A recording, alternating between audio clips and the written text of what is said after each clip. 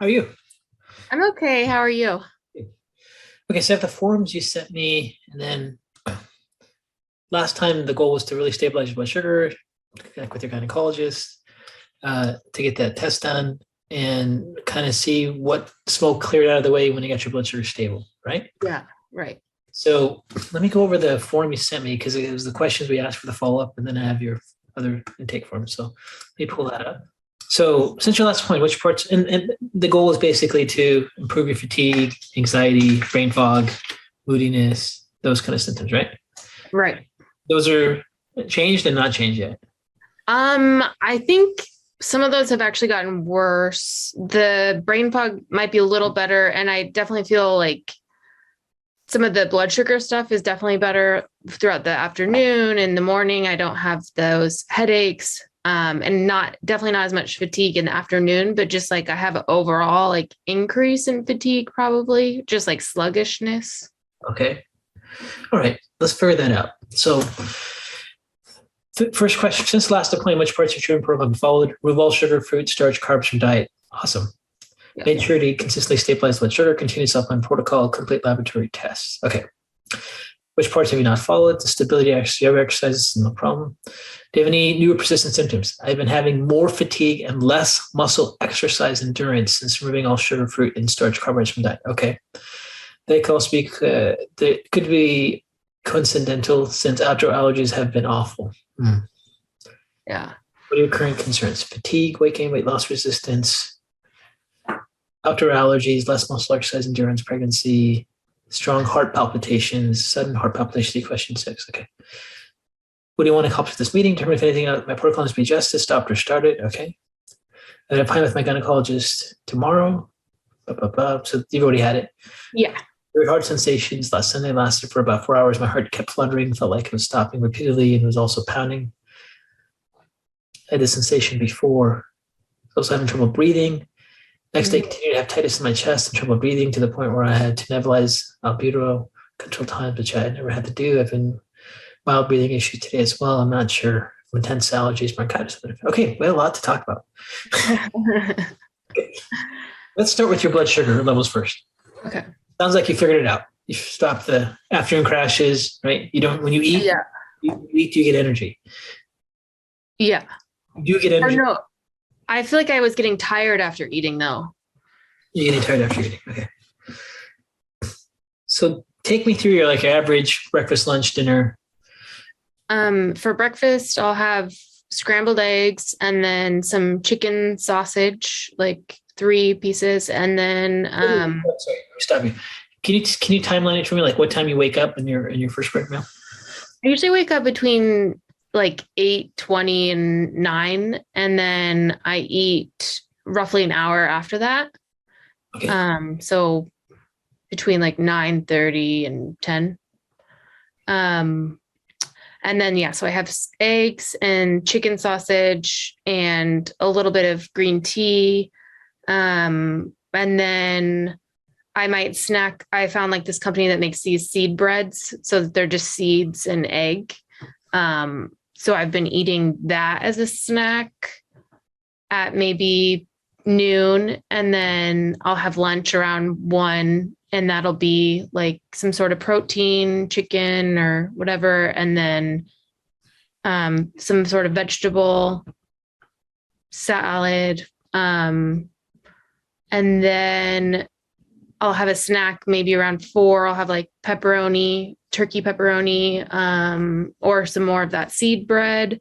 And then for dinner, I'll have a meat, salad, and then a veggie. After dinner? Nothing after dinner. If I am feeling like a little hungry, I'll have more of the seed bread Okay. or like a seed cracker. Do you have any problem staying asleep? Do you wake up at night? I wake up every day at like 7, and then I just force myself to go back to sleep. What time do you go to bed? Usually like 11:15. Oh, okay. So you're getting like 7 hours of straight sleep. Okay. All right. That sounds pretty good. So after you eat, you're getting a little tired now instead of feeling like more energized? Yeah. No Yeah. matter what you're eating? Sorry, what? No matter which meal you're eating? No, I feel like it's every meal. Every meal, no matter what. Definitely every dinner for sure. It's possible for breakfast, I feel fine. But then lunches, it's probably like half the time I get tired, but every dinner for sure. Okay, so when people get tired after meals, the two main causes would be one would be like eating way too much carbs, but you're not. That causes them to crash, right? So the other one is sometimes they just react to whatever they're eating. That's still an issue. Like sausages are always red flag because there's so much fillers and stuff in there. Yeah. It seems like the meals you have sausages is like morning and afternoon, not dinner when you typically eat, right? Yeah. So when I have sausage, it's only for breakfast and I don't usually feel as tired then. Okay. So it's usually dinner that's causing you. Yeah. Give me more detail. I know you said vegetables and meats, but like what more specifically, what are you having? Like last night we had ribeye, asparagus, some dandelion greens and spinach with a little bacon and tomato, and then a salad with arugula, spring mix, carrots, broccoli slaw, sprouts, and cucumber, and then just olive oil and white wine vinegar. Okay. That sounds really nice. Yeah, we made a lot last night. So possibly, like, do you think you ate way too much? Like, serving size could also be an issue. I don't think so. I mean, Okay. I'm always still a little bit hungry after. Okay, so that's probably not that. I just don't know how much is just from outdoor allergies because they've been so bad right now. I don't for like a couple weeks. Yeah. Now your home has got the air purifier. It's got the HIPAA filters and everything. Yeah. You feel difference in your home since you've made those changes? I mean, I think there was a brief moment after we got it and got rid of Casper before my allergies got really bad where I felt okay and like pretty good, but it's just gone way downhill. Okay. And the times you were feeling that one period of that window of time where you start to notice a little bit of difference there, was there any change in your anxiety, brain function, brain fog, mood? Yeah, I think everything was slightly improved. Okay. Because remember, one of the connections we're trying to make is why do you have this persistent fatigue and anxiety and brain patterns? And one of them was like the blood sugar issue. The second issue is we thought there was like a pulmonary food allergen trigger of neuroinflammation. You had some prime glial cells. When I did an exam with you, you for sure had some significant injury to your cerebellum because you had that downbeat nystagmus. Do you remember your eyes bouncing down like that? Yeah. Some things there. So let's figure out how to work through this because there's a few things to think through. Okay. So you did say overall, though, a few things have improved since you stabilized your blood sugar levels, right? Yeah. General energy level. Yeah. General is. Wait, more fatigue, but less muscle endurance. Yeah. Okay. So clarify with me, just clarify me again. What things do you think have changed since your blood sugar has been more stable? I think my mood has been more stable and I don't crash like I used to, like in the afternoon. Yeah, like I used to, I think, get really sweaty and hot and like really irritable, and I haven't been having that. And you're still taking all these supplements, right? Yeah. Well, the ADK was out of stock, so I'm just doing more Liqua A. And I have D and K I take. Okay. I'm not at all those full doses though. I take whatever I can tolerate for like it just kind of varies. That's no problem. That's okay. Okay. So if we look at the big mechanism being, I mean, there's an injury, there's some head injury, concussion involving your cerebellum, and that's for sure because you had significant examination findings in that. Okay. Mm-hmm. And then these glial cells are primed, and now you get anything that triggers the inflammatory response to make it worse.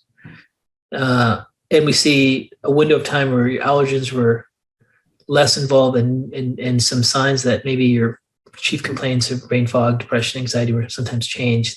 That would be a potential mechanism where the glial cells get reactivated from environmental allergens, right?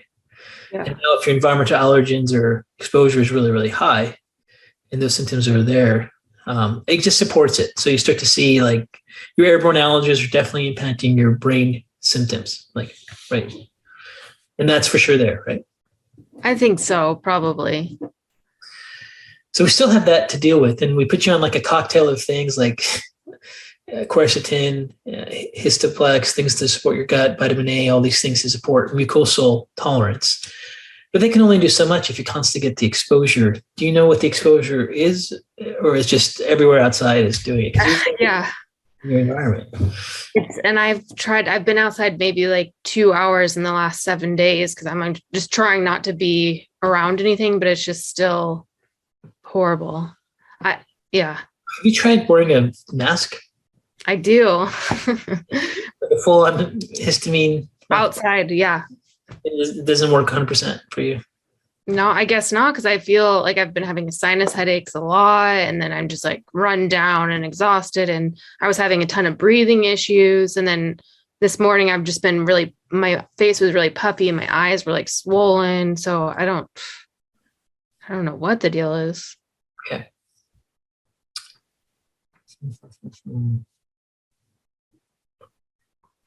And then tell me about your OBGYN appointment. How'd that go? Good. So I have the pelvic ultrasound on Wednesday, the one that you told me to get, and then the following day she's doing a hysterosalpingogram. She said it was like they put dye in my fallopian tubes. Fallopian ducts are working and everything. Do you think that's okay, or should I not do that? Fine. Okay. It's not a common thing that causes reactions. Oh, okay. Making sure the integrity of your fallopian tubes are working and your MA. She's actually going a step further with your fertility testing. Okay. Probably what she does when she's looking for fertility. She wants to make there's no blockage of anything in your fallopian tubes. Yeah. So using a dye and scanning and make sure the dye gets through. So when they inject the dye, they should see it go through your fallopian tubes and there's no blockage of anything there. Okay. So it's an extra test. It's great to have that done. And then she's measuring with an ultrasound your ovarian reserve, and that can then correlate with your AMH levels, because your levels are indicating you're starting to get into that infertility zone, and timing, it does really matter. The last time we talked, I also had you take some EDTA calcium and fiber. Did you start that? No. Okay. I think I don't remember that actually. Was that something that you wrote me to take? I don't remember, to be honest with you. It's in my notes. Okay. But you had some levels on your blood test were slightly outside the range, and we said just let's not play with it. Take some calcium EDTA and some fiber supplements just to see if we can get those levels out a little bit. A safe way to do it. This time I'm writing it down. So if I hadn't emailed, I'll email it to you. Okay. It's not the game changer of why all these things are happening. So the difficult thing is, there's a couple things I think is going on. I just want to trying to interpret what's happening with your outcomes. One is your blood sugar patterns. You still you're going back and forth with insulin resistant hypoglycemia a little bit. Okay. So if we look, this is your updated questionnaire form you just filled out, right? 419. Mm-hmm. Okay. So these are symptoms of hypoglycemia.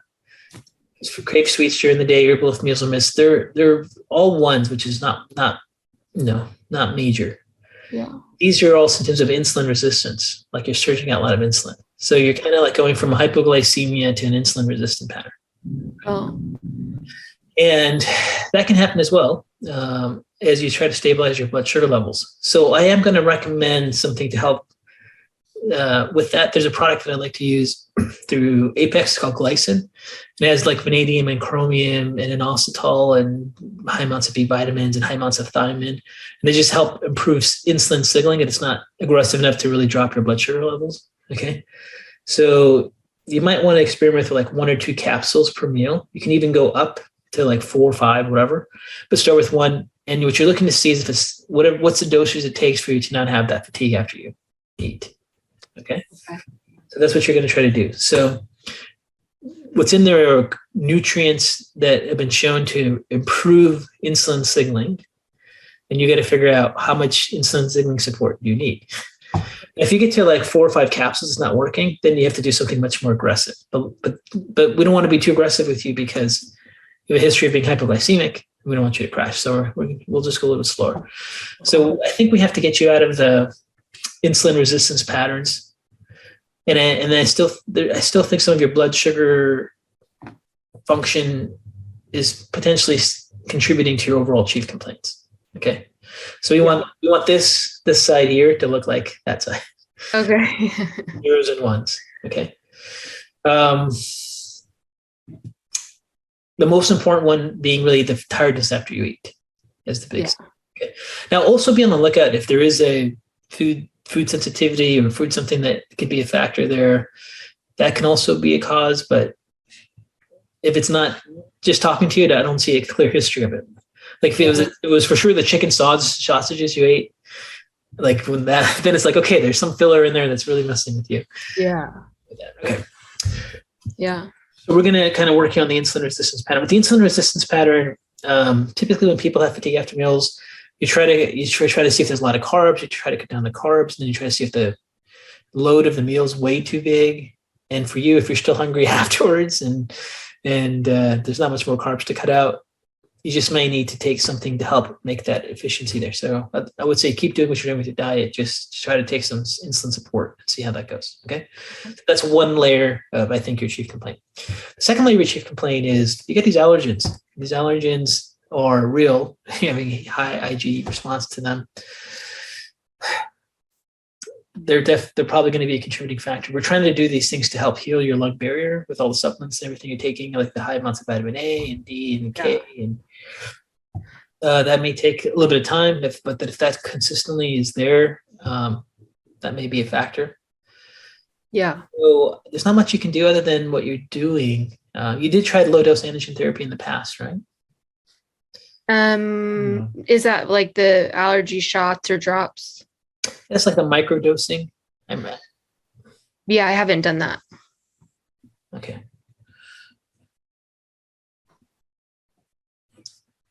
So one of the things that has been shown to help, and the rates are somewhere in the 40 to 50% of people that take it, is they do low dose antigen therapy. And low dose antigen therapy is where they give you a trace amount of the antigen you're reacting to, and you kind of build immunity to it. Okay. Now, sometimes if the immune system is totally dysfunctional and things are working, it doesn't work that great. And also if you're just getting so over bombarded with allergens, then maybe too much. But in your case, if your home environment has HEPA filters and now you have the air purifier, getting rid of all those dust particles and allergens that way, and you're taking all the support for your lung barrier, and as you continue to stabilize your blood sugar, I think that's going to be good for you to consider doing. Okay. So I'll put that in there. And Toby takes something from some online company. Yeah, you're gonna have to work with an actual allergist that does low dose antigen therapy. And I can try to send you an email link in your area. Okay. Then you'll actually meet with them and they'll do their own testing. Okay. And then they'll start putting in low doses and seeing if you respond. Because with the true, IgE airborne allergen that's causing havoc, there's only so much supplements can do, and then the goal is to get your immune system to work. But if your immune system is totally dysregulated, it's also going to be hard. If you're taking like short chain fatty acids that enterovite, that's there to help your barrier, vitamin A, vitamin E. So I think even if you were going to go into that, just supporting your immune system and getting your blood sugar levels healthy for a few months, it's probably going to put you in a healthier state to respond. Because we don't know why some people respond and people don't respond. There's too many variables. Okay. So that's that. So the third thing would be, let's see, the yoga, like the third part of your case. So if one is the blood sugar issues impacting some of your symptoms, the second one being prime glial cells impacting you. In this case, the prime glial cells being activated by environmental allergens. The third thing is you got to rebuild your cerebellum. So you had a lot of cerebellar symptoms like balance issues and all that. Yeah. I mean, basically it was like, can you do some yoga? Yeah, I mean, that is the thing is I'll do like some things, but not every day because I'm like, I don't know if this is what I'm supposed to be doing. But then I just research some new other balance things like standing on one leg and then putting your other leg back and like balancing. Just How are you with that? I haven't started that. I just researched it, and so I didn't know if that's a better route, maybe. Anything you want to do, you can change them up as long as you put some, like you just think of it this way. Your balance is terrible. Yeah. Make it better. Okay. Okay. Um, Yeah, I mean, the main thing I was doing was just like, um, I don't know if you know a lot of different yoga moves, but just one that I could do anywhere where it's just like tree pose where you like flex your knees. Okay. But I just didn't know if that was what you meant to do. yeah.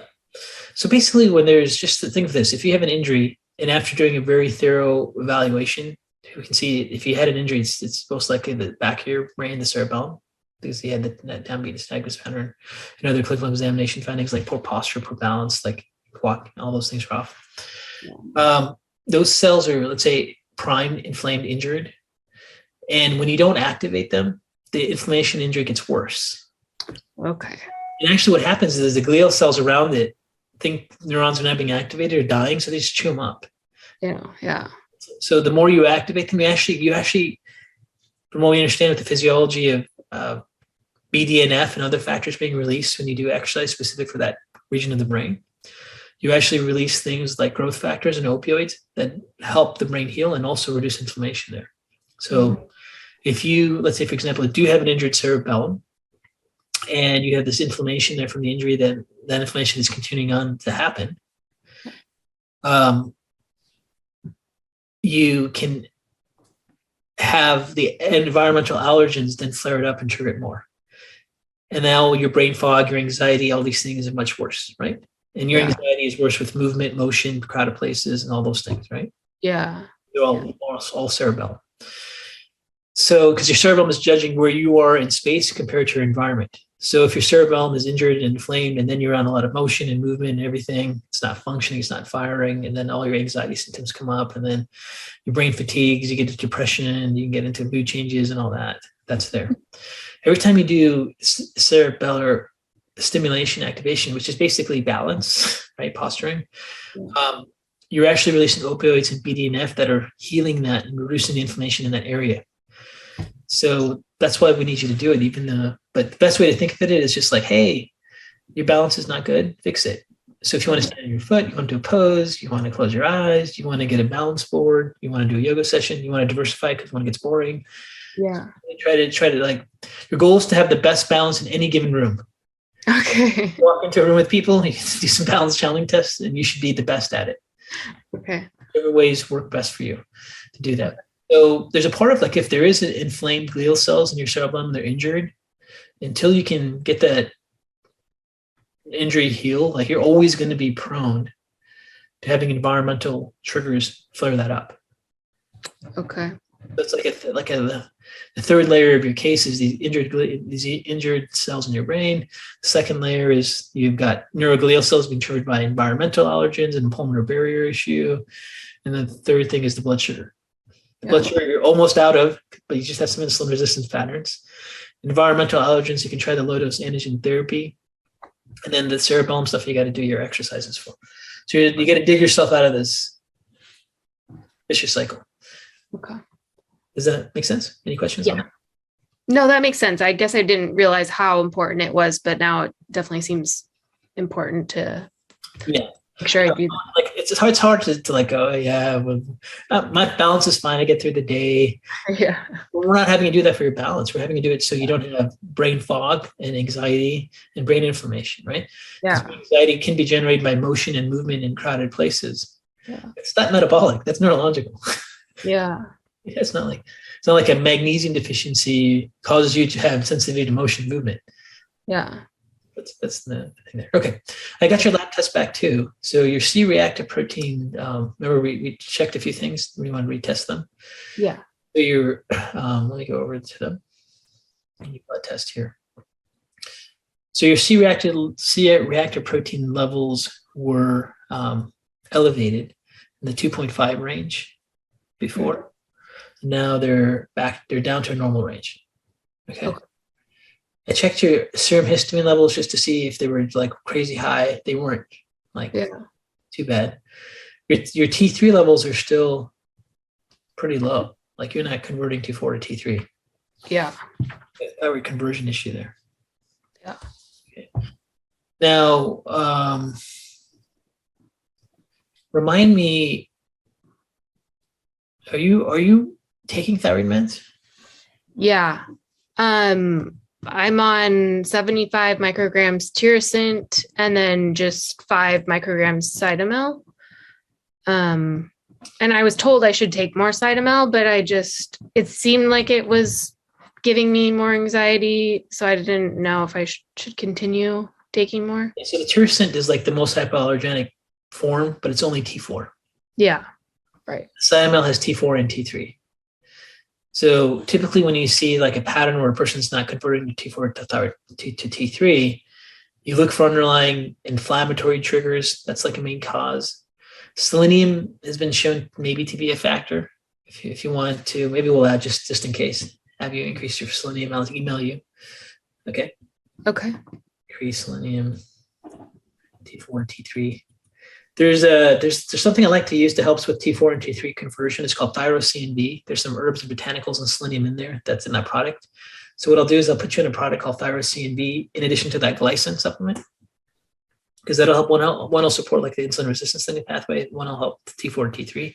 But your T4 and T3 could literally just be directly caused by the chronic environmental allergen response. Now, your plasma histamine levels, they're different than your serum histamine levels, and they're different than your tissue histamine levels. So just because like we see plasma histamine levels low, doesn't mean you don't have histamine reaction, just means you don't have it in the plasma.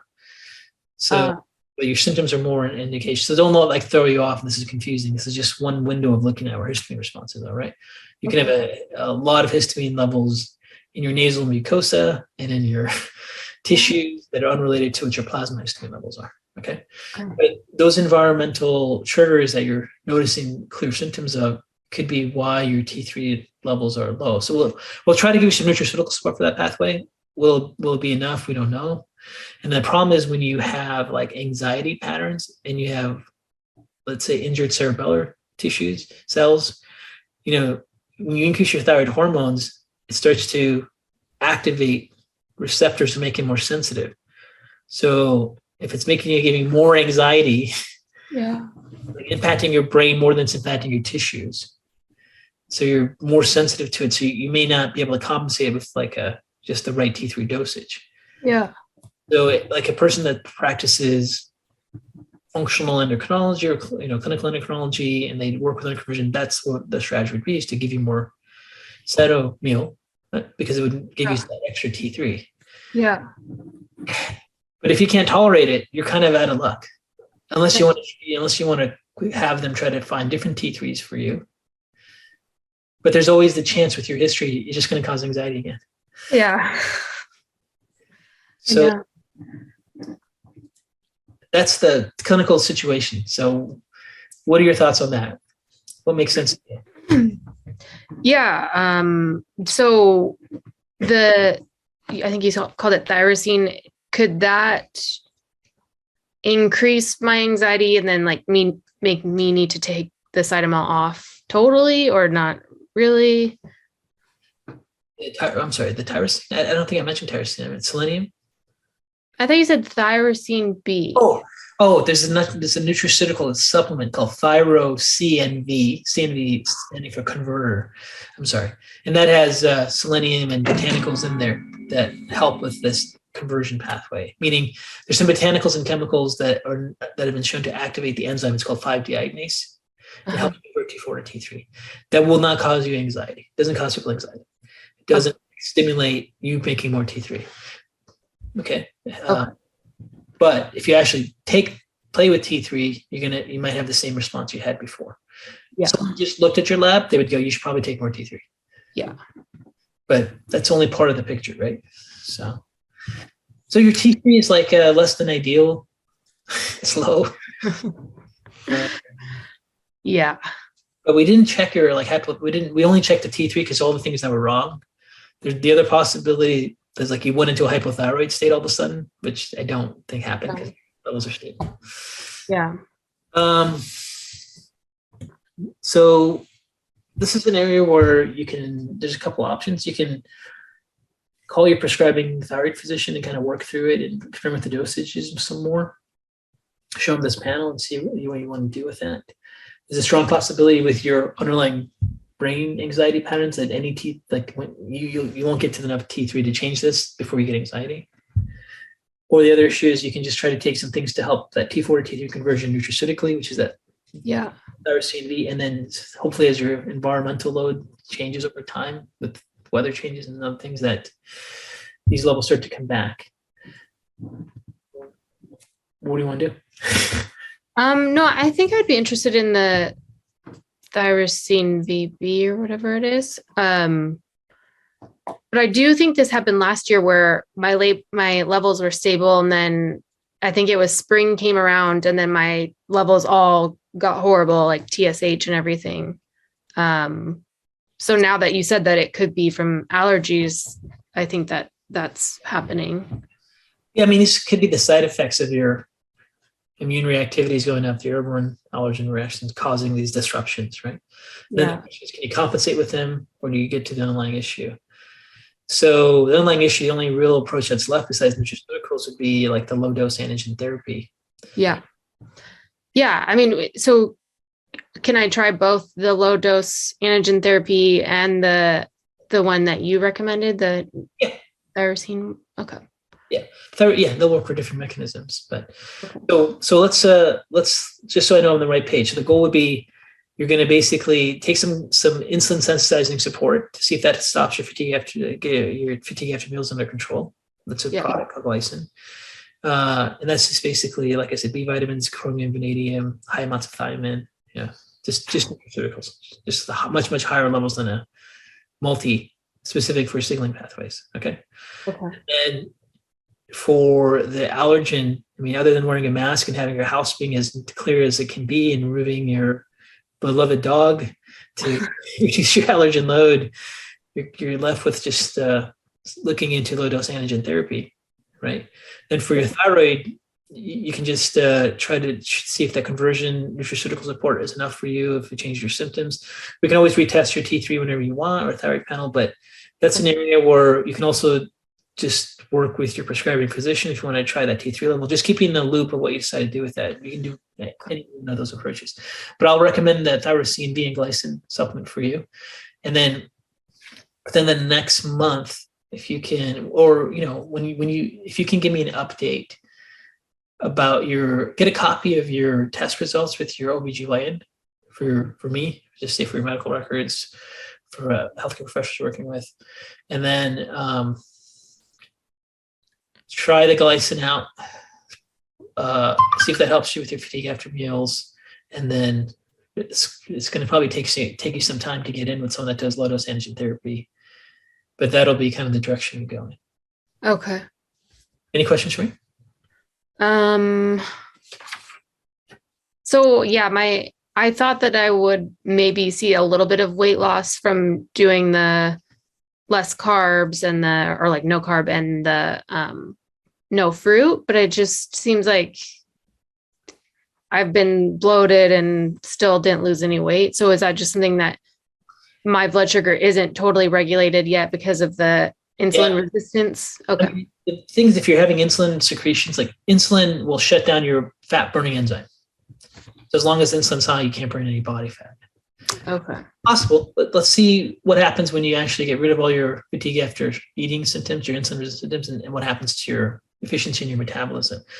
But right now, that'd be the most obvious thing. And also remember, your T3 is your active thyroid hormone. If you can't convert T4 to T3, you're not going to have the most efficient metabolism. Yeah. So the insulin issue and you have this T4 to T3 conversion issue, both those can make a dramatic impact on the efficiency of your fat burning metabolism.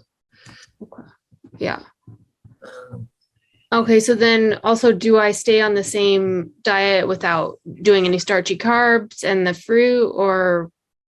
What do you think about that? You can experiment with your amount of, I mean, you stay on your diet because you still have insulin resistance symptoms. Like you're pretty much off all carbs and starchy stuff and all that, right? Yeah. Add in the additional nutraceutical support to see if it kind of gets you through it. You're not gonna have to do it forever. Once your insulin signaling like reorganizes, then you can start adding things back in. But you until you stop having fatigue after meals, like Yeah. you have to get that reversed. Okay. And then the last thing is for the supplement, should I still stay on all those things or like Stay on all those things until all the way through you do low dose antigen therapy because you want to make sure your mucosal barrier has all the support it needs to heal. And the thing is, like, if you had leaky gut and kept eating, let's say, gluten, dairy foods that were inflammatory, like, you couldn't heal your leaky gut. Yeah. So if you have constant airborne allergen reactions, you're not going to be able to heal a healthy lung barrier. So you want to try to support regeneration of those tight junctions in your lung, just like someone's trying to support regeneration of their gut lining at that same. So think of it as a leaky lung syndrome. You have ongoing inflammation there. So like vitamin A, vitamin D, vitamin K, short chain fatty acids, those are all there to just help your lung barrier have whatever it has the most efficient regeneration potential because it's constantly being, attacked or not attacked, but having an inflammatory response against it. Okay. Yeah, that makes sense. Actually, the last thing is I did have like a weird heart episode a week ago. And I don't know. I just wanted to check in with you about it. It was like, when your heart flutters, like randomly, it'll be like a one-off feeling. It was like that, but like nonstop for hours. I mean, the most obvious thing is to get an EKG, just make sure you don't have any cardiac stuff happening. Okay. But it's not anything that rings a bell like, oh, that's from that. No. Well, you got to rule out the worst possibilities first. Yeah. There are mechanisms you have neurologically that can cause that. For example, the vestibular system can fire into areas in the brainstem that cause dysautonomic responses. Mm-hmm. But that's not, then that'll come and go and won't show up with anything afterwards. Like the problem is sometimes you might not see the pattern until you're in it. So, but anytime you have those kind of symptoms, you just want to make sure you don't have any dysrhythmic impulses happening in your heart. Yeah. Okay. I'm not like, it's not like an immediate, oh my God, right? Yeah. Right. For sure, if it keeps happening, you got to go get right. A cardiovascular workup. Yeah. Okay. You should get a cardiovascular workup anyways. Okay. It's not as urgent. Did you have anything else? Should we move for a month? He said, should we move? Actually, yeah, the allergies. I'm thinking about that quite a bit. Let's see. Let's give it a little more time. I just don't know where we would go. I feel like we'd be allergic anywhere, but yeah, there's not. Yeah. Okay. Okay. I'll send you a summary and then we'll go from there. And then keep me posted again. Keep posted with the OBGYN results. See if you find LDA therapy. I'll try the nutrients. The major goal between now and then let's say in a month, let's continue in a month, is to really see if you can get that insulin under control. And then if you decide to do anything with your thyroid hormones, and keep me posted on that. Okay. Do you want me to still send you weekly updates? And should it be the same stuff, or do you want me to add or subtract anything? Just let me know about the OBGYN, the blood sugar symptoms like you're still having, right? I still want to know about the blood sugar symptoms, especially more importantly, how you're feeling after you eat. Okay. And add in how often you're doing balance exercises. So you can keep track of it weekly and not forget you need to do. Yeah. Okay. Okay. All right. Sounds good. Right. Take care. Bye. Thank you. You too.